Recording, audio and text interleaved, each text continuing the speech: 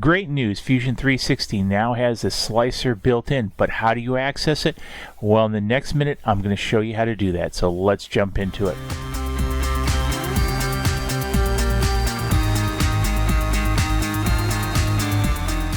Welcome to this episode of Fusion Minute by DIY3DTech.com. In the next minute, I'm going to show you how to access the slicer in Fusion 360.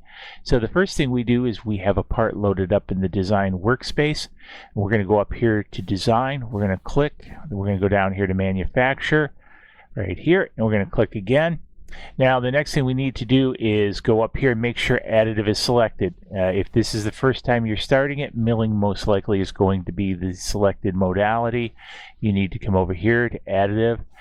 Make sure it's got the line underneath it like this. Next thing we're going to do is we're going to go to setup over here, and we're going to click setup, and we're going to create a new setup.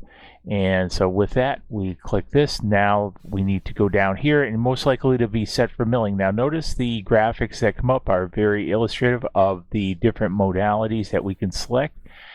Here we're going to select the additive, so we're going to pull the drop down. We're going to select additive here, and now we've entered the additive workspace. Now we need to select a machine.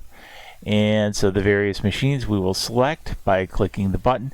Now what you will get, if you notice here, we have 5-axis CNC, etc. We have lathes. So to narrow this down to the built-in profiles, we need to click additive over here, and you'll notice that this now narrows us down to all 3D printers. And notice that these are FDM 3D printers.